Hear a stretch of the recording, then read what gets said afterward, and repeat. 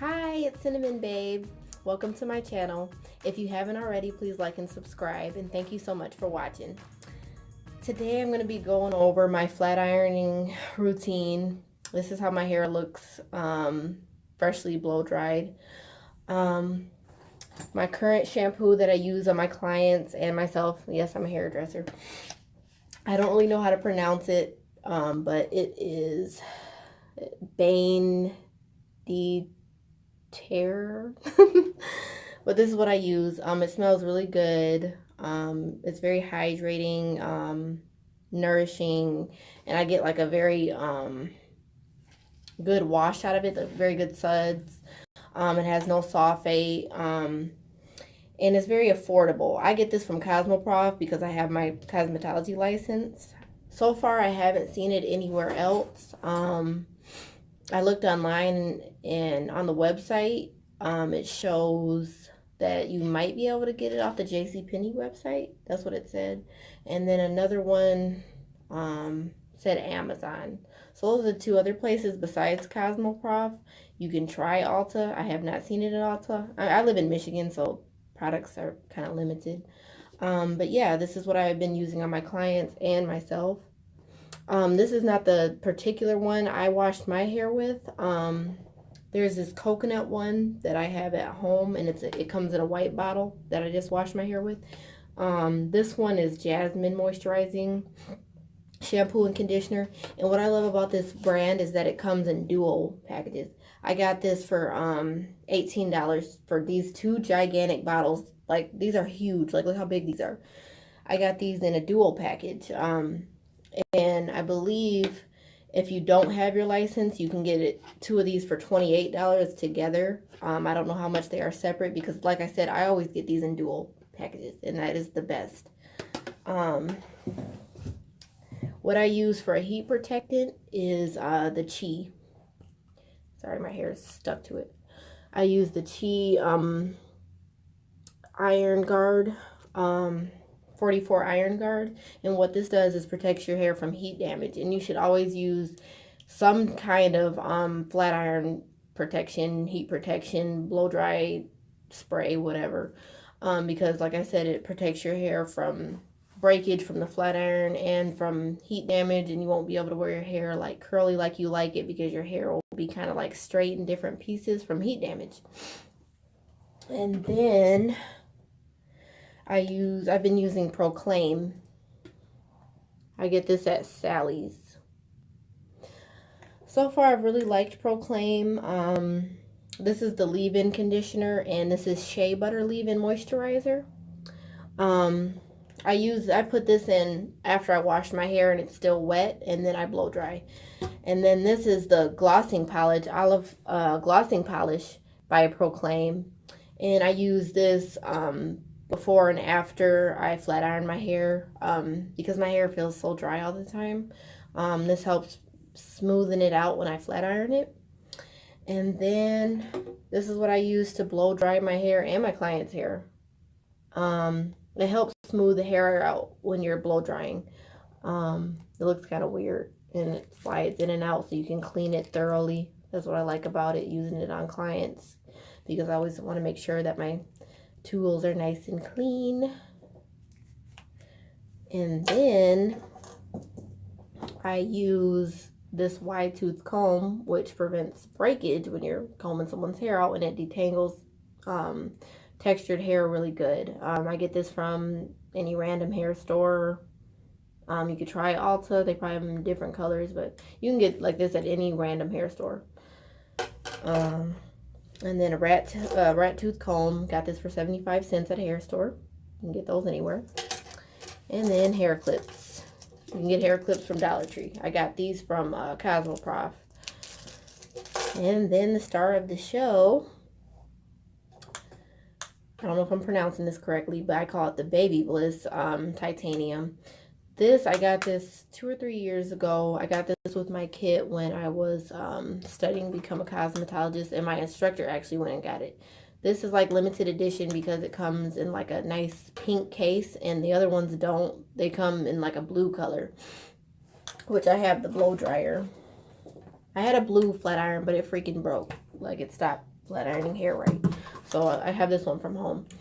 And it still heats up really, really good. It goes up to 110, but the setting on it is 50. It gets really, really hot, and that's what I love about it. Yep, and I think that the Babyliss, or people call it the Babyliss, or however people pronounce, I think that sounds really stupid. But the Babyliss, I feel like is like the leading flat iron. Like, it's the best. I've used it since I became a hairstylist. And yeah, the blow dryer. The blow dryer is pretty good. What I like about the blow dryer, it's by the same brand, Babyliss, is that it's lightweight. It's not too heavy when you're blow drying, and especially when you have a lot of hair like this, it could be very frustrating trying to blow dry through all this crazy hair, and you have a super duper heavy blow dryer. So it helps to have a lightweight blow dryer. And then I have this attachment. It basically, I can't remember the name of it, but it basically focuses the heat so that your hair will turn out smoother when you're blow drying. Instead of the heat going all around like that, it focuses it. Sorry, I'm terrible explaining things. Okay, so like I said, I use this before and after I flat iron my hair. So when I blow dry it, I put it on, and then after I get done blow drying it, I put it on. And it's kind of thick. I'm sorry you didn't see that. Yep, it's kind of thick, glossy oil. That's what I like about it, because like I said, I have very thick hair, and my hair tends to feel very dry. And it smells so good. Like, it makes your hair smell so clean. I like my hair to be a little kind of oily when I'm like trying to get my hair straight, really straight, because it makes it last longer. I live in Michigan, and in the summertime, if you know anything about Michigan, it's very humid. And so when my hair is oily, I know that sounds bad because most people don't want their hair to be oily, but when my hair is oily, it tends to last longer when it's flat ironed. So I like to put this like on the ends and like run it all the way up. So yeah, my hair doesn't really have the greatest curl pattern, so it's hard for me to wear it natural, even though I desperately want to. So lately I've been neglecting my hair. I just been getting it wet and putting it up in a ninja bun and not really combing it out. And so now I'm finally trying to like pay some attention to my hair because I am a hairstylist. But okay, enough talking, let's get started. Okay, so with the clips, I'm just gonna section my hair out just so I can get some of this hair out of my face while I'm trying to do this.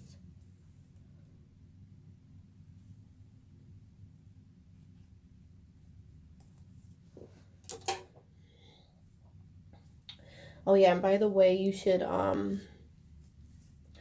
always part your hair when you're blow drying it the way you want your hair, the final look to look. So I want a part down the middle. So when I was blow drying my hair, I had about 6 sections, 3 on each side, and I had a part down the middle. So that way, once I got done blow drying it, it would lay the way I wanted it to lay. But if I wanted it to go down like to this side or to that side, I would have like a middle section like that, and then have like probably 4 sections, like 2 sections on each side, something like that.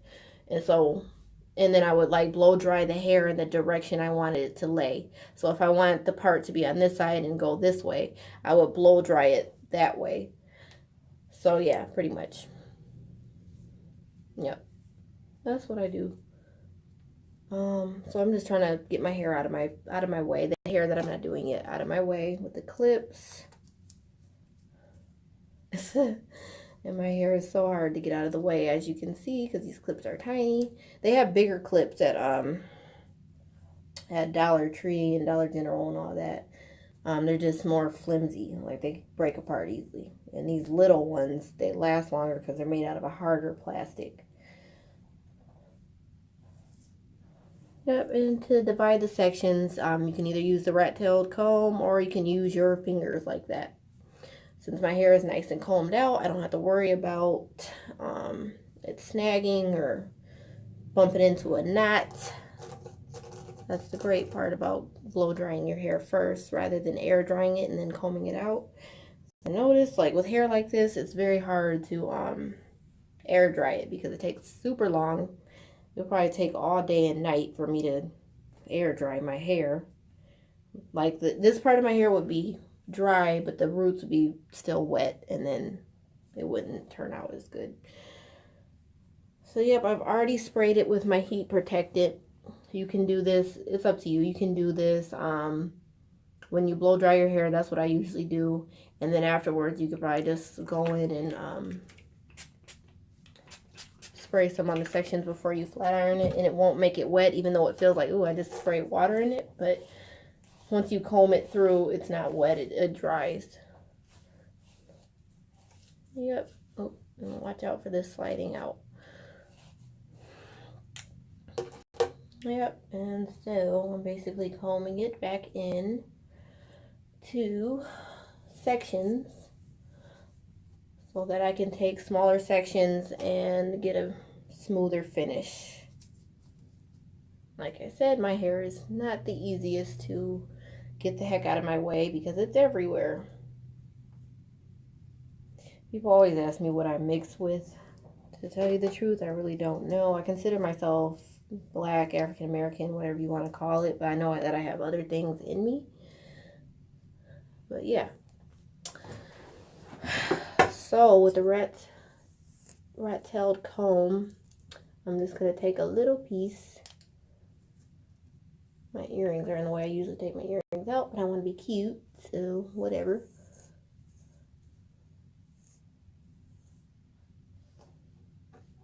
Okay. And just run it through. Usually go over my hair twice because my hair is so thick, it's very resistant to the flat iron. I washed my hair last night, by the way. I have a 1-year-old, so it's hard to wash your hair and flat iron it all in the same day. Right now, my husband is with him, and I don't want to be away from them too long, so I just split it up. But usually, when I flat iron my hair, I wash, blow dry it, and flat iron it all in the same day.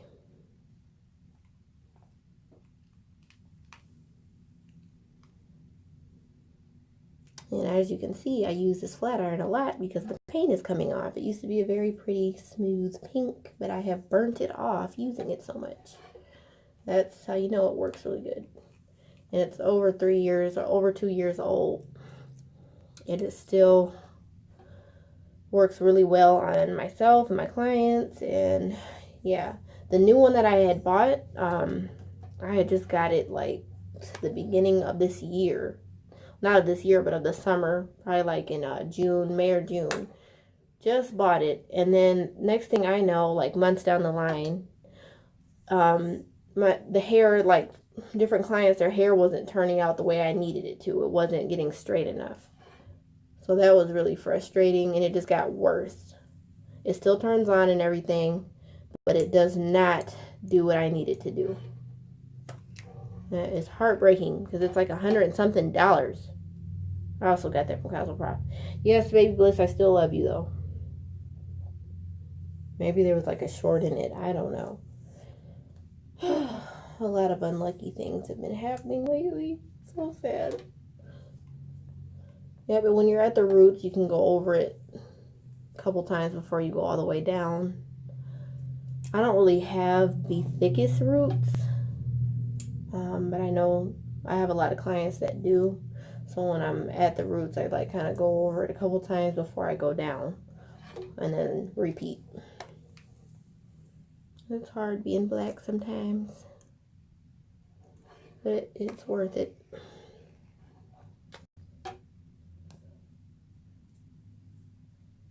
Yep, so that's pretty much how I want it to turn out.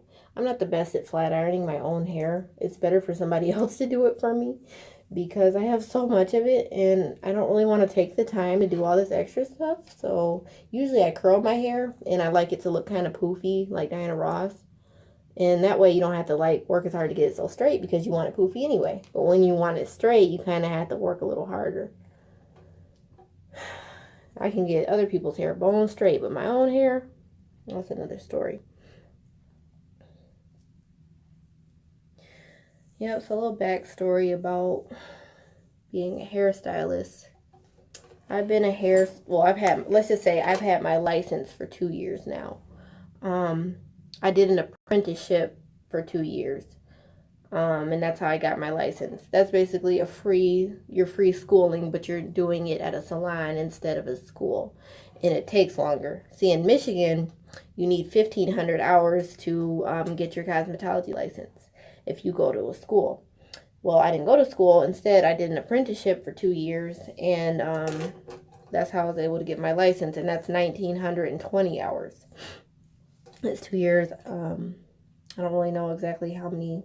It's probably a year and a half, 1,500 hours if you go to a school. And so anyway, it's free if you do an apprenticeship because you're basically giving all your time and working for free.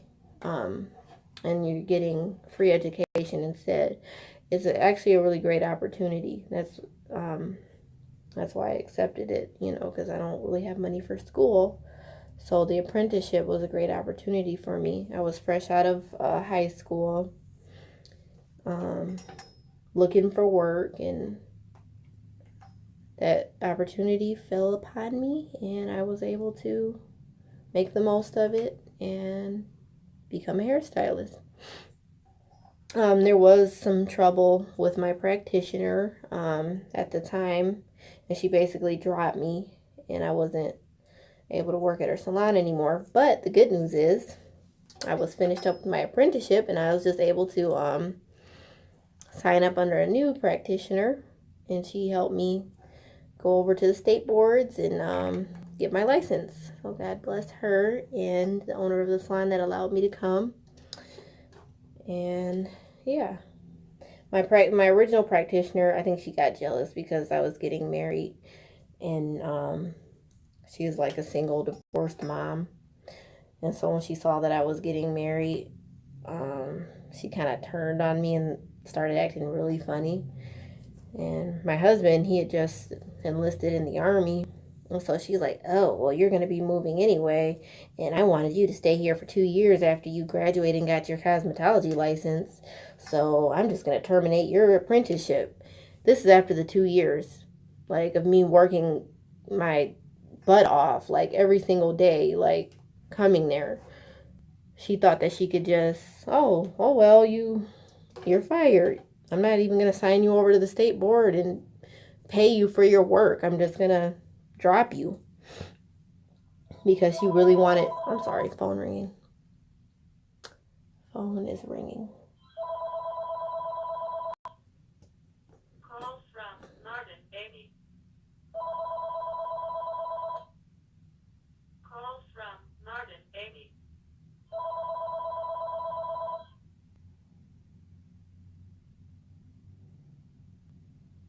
Okay, so anyway, yeah, so that's what happened with that.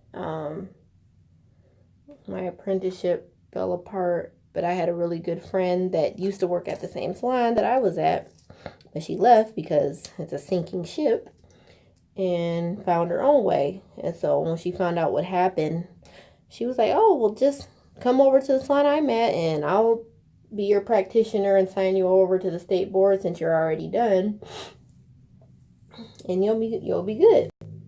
And so I was like, oh, thank you so much. And the owner of the salon, she was very helpful. She was like, yeah, she didn't know me from Adam, and she allowed me to come into her salon and basically practice with the girl that was practicing me. And they signed me over, and I was able to drive to Grand Rapids in Detroit and take my test, because you have to take the 2 tests separately. It's a physical test where you're basically being timed on doing different activities. Like one part of the test is a quick haircut on a mannequin, and then the other part is like a manicure on a mannequin hand.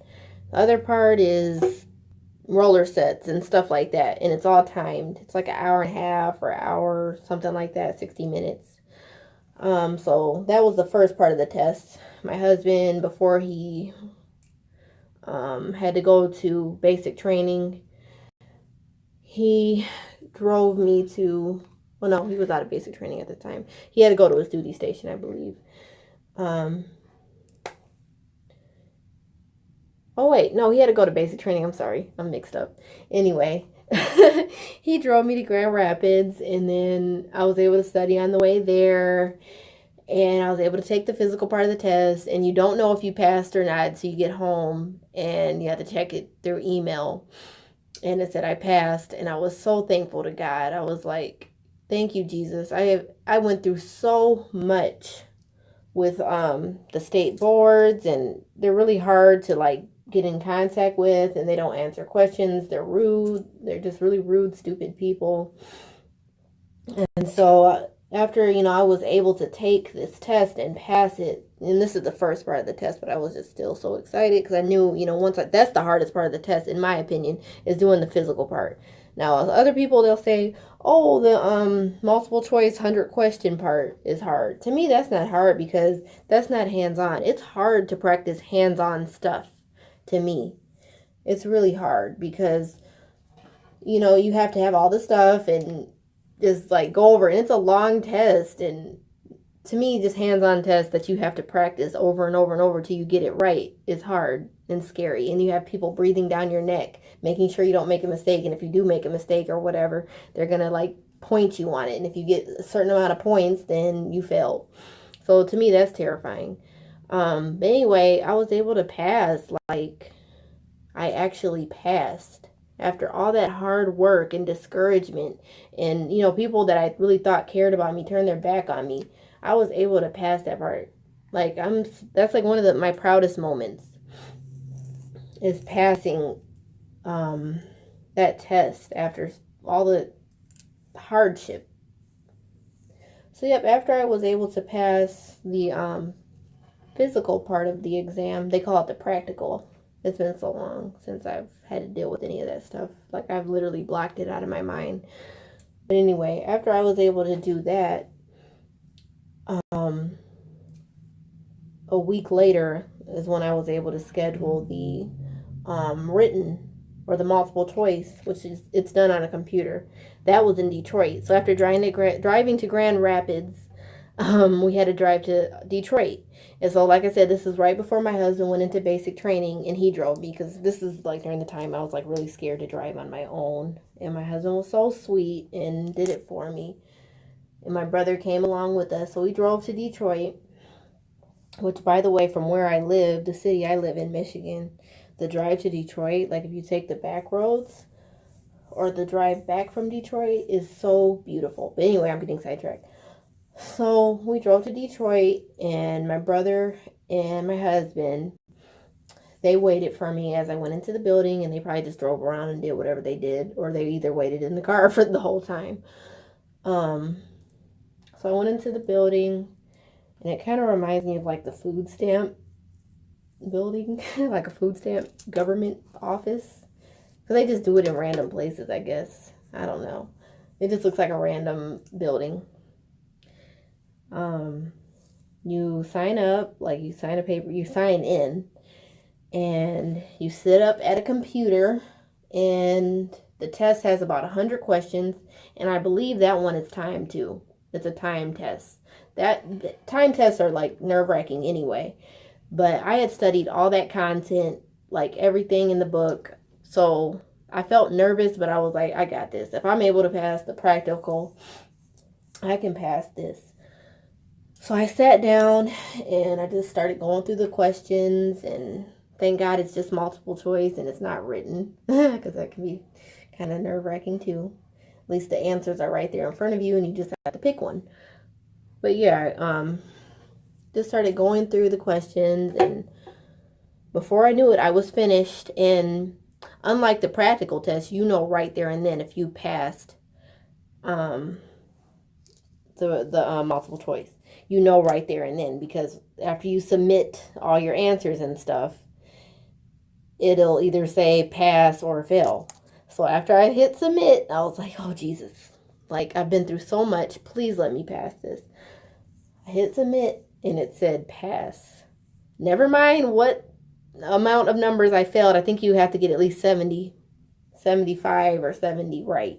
I don't care what I got, it said pass. And I think I was the first person to finish my test out of everybody in the room. There was probably like 5 people or more in the room. I was like, thank you, Jesus. And I just jumped up and ran outside to the lady at the desk. And she was like, congratulations, you passed. And I had to pose for my little ID picture, because you get some type of weird ID with your picture on it. Yep, so I posed for my picture. They gave me my little cosmetology license ID card. And I ran outside, and my brother, my husband were waiting in the car for me. And I was like, I passed. Never mind the fact that we got lost on the way home because the stupid navigation system kept taking us in circles. I didn't give a damn. I was so happy. And life just began from there. You know, when you work so hard for something and you finally get it, you know, that's the first day of the rest of your life. So later on in that year, my husband, he graduated his basic training. And he graduated his basic training, which was in Fort Leonard Wood, Missouri. Me and my family, we drove up there to see him graduate. And then he went home with us, and he only could stay a week. And we had a little nice wedding reception because we didn't get to throw one. And then after that week was up, he had to go to his duty station, which was in Texas, and I couldn't go with him. And I was really sad and crying. So we were separated for about 2 months. And after those 2 months were up, very difficult 2 months at that, but after those 2 months were up, I was able to pack my bags and get on the plane and go. Say goodbye to my family, and that was kind of hard because I'm really close to my family. We're very family-oriented village people. And so I had to get on a plane by myself for the first time in my life and leave the state of Michigan and go to this foreign land called Texas. And I was sad to leave my family, but I was so excited because me and my husband had been separated for 2 years. We had never lived on our own before. So we were finally getting to move in together and start life. So I was excited about that, but it was hard to leave my brother, my mom, and my grandma, my aunt, my cousins, and my friends, and everybody I loved. That part was really hard. But like I said, I was just, facing my future. So finally got to get off the plane and land in Texas, which was Killeen, Texas, which is Fort Hood, Texas. That's where we were stationed. And I got to see my house. It was a 3-bedroom, 2-bathroom house on base. Super safe, quiet neighborhood. We were sleeping on a blow-up mattress for, I don't know how long, for most of the year, because we never just freaking bought a bed. Finally, close to the end, I bought a bed off of Amazon for $100 with either a $50 mattress with a $100 bed frame thing. It was cute. Bought that. But anyway, lived in Texas, and I got a job at a nail salon on base. It was a place called the PX. It was just like a mall. Big building with a bunch of stores, and it had a nail salon. And they had let's say this. My initial goal when moving there, because I did my research, was working at MAC, because I saw that they had a MAC at the PX on base. I said, I love makeup. I'm not really good at it, but I really love it. So I applied there. They never called me back. I applied to Paul Mitchell, which was right across from the nail salon. They never called me back. So one day, my husband was paying for me to get my little nails done. Because I was, trying to keep up with getting my nails done, which, as you can see, that's fallen off. So I went into the nail salon, and this really sweet girl named Jamie. Hi, Jamie. I said your name. Was doing my nails, and I saw right above her on her desk, it said Wisconsin license, nail tech license of Wisconsin or whatever, which is a neighbor state to Michigan. But I was like, oh, we're in Texas, and she has a Wisconsin nail tech license. See, and that's one of the things I was worried about, because I was like, okay, I worked so hard, I got my cosmetology license, but it's a Michigan cosmetology license. I'm like, oh, how is that going to work? It's a Michigan cosmetology license. How am I going to do this in Texas? And I had interviewed in a couple salons around the base before I had applied to this nail salon, but I was like, dang, I don't want to transfer my license over to Texas and then move, because Army people move all the time. So I thought that was a huge inconvenience. So that kind of discouraged me from applying to other places. So when I saw that she had a Wisconsin license on her desk, I was like, oh, you don't have to switch it over to work here or whatever? And she said, no. She was like, if you work on base, you don't have to switch your license over. You could just keep it the way it is and renew it whenever you have to renew it. Oh my gosh, I was so excited when she told me that. And she was like, yeah, we're looking for nail techs and whatever, so you can apply. She was like, we're really understaffed. We really need all the help we can get. And so she did my nails, and she did a great job. And so I ended up coming in later that week or month. No, it was probably like 2 months later, because my husband had got sick. But I ended up coming and applying, and they hired me not right on the spot, but like a week later they called me back for a little interview. I did a little pedicure duo on one of the managers. Hi, Melissa. And she liked it, and they hired me, and it was a nice steady job, and I stayed there for the entire year that I lived in Texas. The reason why we only lived there for a year was because my husband, he ended up getting sick with blood clots in his lungs, a pulmonary embolism, and he had to get medically discharged. Speaking of that, that's a whole nother topic in itself. That is the worst process in the history of the world. Like, let me just go by saying this. The Army is not for married families. It is for single men and women. You should not go into the Army married or with children. And this is my opinion. Take it or leave it. Like, however you feel about it, that's your opinion. My opinion is you should not be married in the Army. You should be a young, single individual that is passionate about it. Don't join it for money. Don't join it to just travel. Join it because you're passionate about it.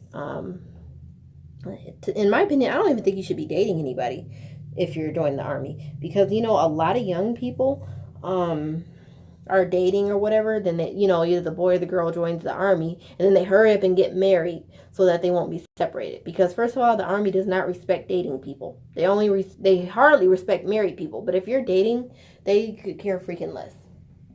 They could care less if you're dating. You will be separated. The girlfriend or the boyfriend will not have any benefits, of course, and the Army could care less if you ever see each other again. Now, are there people dating each other and making it work? Yes. Are there married couples and families in the Army? Yes, they're making it work. But I think a lot of people agree with me when I say that the Army really was not made for married people or dating people or people with children. And let me use an example before I even tell you the story about the medical discharge. My husband and his whole team, or whatever you want to call it, because I don't know all the Army jargon, nor do I want to know it, because we are out of the Army and we're done. But anyway, here's something that happened that is ridiculous. Okay, it's just me and him. We don't have any family in Killeen, Texas, Fort Hood, Texas. It's just us. Me and my husband are just sitting in the house 9 o'clock at night on a Wednesday night. Next thing we know, he's getting a phone call from his sergeants telling them to get to his their job, or wherever the heck they go. Like I said, I don't know the jargon. To the company, that's what they call it. Get down to the company right now. So he had to get dressed and go off into the company and just leave me at home. And we only had one car, by the way. So I didn't think nothing of it. So he got dressed, took the car, and next thing I know, the time was flying. It was like 1 o'clock, 2 o'clock, and he still wasn't home yet. So finally he called me and he said, I'm not going to be able to come home. Our entire team is on lockdown. The whole company is on lockdown because a pair of night vision goggles has gone missing. So everybody has to stay at the company on lockdown. Meaning he can't even bring the car to me. Imagine if we had kids and he was a single father, or say if I was in the Army and I'm a single mother. What if our child was in daycare? Like, say if this happened early, was in daycare or school. You're telling me I can't leave and go get my kid, and I'm just on lockdown. I can't do anything. I'm just stuck. That's the type of stuff that happens. He had to stay for 2 days straight. Him and his whole company. They weren't able to leave and get food, change their clothes, nothing. They had to sleep in the hallways. And I was pregnant at the time. I can't remember how many months. I probably was like 7 months pregnant at the time. And they took the car. I didn't have any money in my account. I was getting paid that Thursday. So in my job, I had to go down to my job to get the check and deposit it into my bank in order to have money. So, like I said, he took the car. I had just enough in my account for an Uber to drive me down there. I didn't really know my way to his company that well. I have terrible directional problems. Plus, it just was really confusing driving around there. But I didn't know my way down there. So I'm thinking, okay, let me just type in the address, or have the Uber driver type in the address and then just take me down there. Well, their freaking navigational system was so stupid. It took us like very far from the location that I was used to going, like the direction and everything. It took us so far out of the way that I was just like, you know what, I'll get out and walk. It was a hot sunny day. I'm pregnant, but I did not have enough money to keep like driving around in their car looking for this location because they charge you. So I just said, you know what, I will walk. So I got out of that car and I walked, and I didn't know where I was going, but I ended up finding my way down to his company. He was mad that I walked, but hey, what could I do? And I was able to get the car and get him some food because they were feeding him nasty fake paper food. Get him some food after I got my check, grocery shop, blah blah blah. I was able to get the car. Short story short, or long story short, I was able to get the car. But no thanks to them. I had to walk. I had to pay for the Uber. I had to do this. I had to do that. The Army did not care. They could care less if we had kids. They could care less if I was pregnant. They could care less if I had a job, and say if I had to work that day. They could care less. They would not let him bring the car to me. They didn't like send anybody to bring the car to me. I had to find my way. The Army does not care about families. It hardly cares about the soldiers that are working hard. I don't care what nobody says. I don't care if I offend anybody. I do not like the Army. I'm sorry. I'm not saying the soldiers, because my husband was a soldier. I'm talking about this system. I have done terrible, terrible things. So, okay, so after I get done ranting about that, yeah, my husband, he had got sick with with blood clots in his lungs, which caused him to have to be medically discharged. That process took over a year. They don't just have you sign papers and send you on your way. No, they just basically keep you there and have you go to seminars, meetings, sign thousands and thousands of paperwork. I was hoping that we were going to get released before the baby was born, because he had got sick before the baby was even conceived. So you would think that's plenty of time for them to medically discharge him and move on with their life. But no, it took over a year. The baby was born. My mom came down to basically fly with me back home because, I couldn't stay there any longer because he's being medically discharged. Who knows when they were going to kick him off base? Who knows? So I went back with my mom, and me and my husband were separated for another 3 months. Or long, no, it was longer than 3 months. I think it was like 6 months. It's been such a long time since I talked about this. It was a long time we were separated. They would not release him. He ends up getting sick because he wasn't able to take his medicine and refill it because there's really stupid doctors on base. They weren't making sure that he was getting refills on his medicine. So he ends up getting sick again, deathly ill, in the hospital for a whole week. Finally, he gets released from the hospital and was doing better. And he's all by himself. Army didn't care. They kept making him go to work. Coming to find out, he was supposed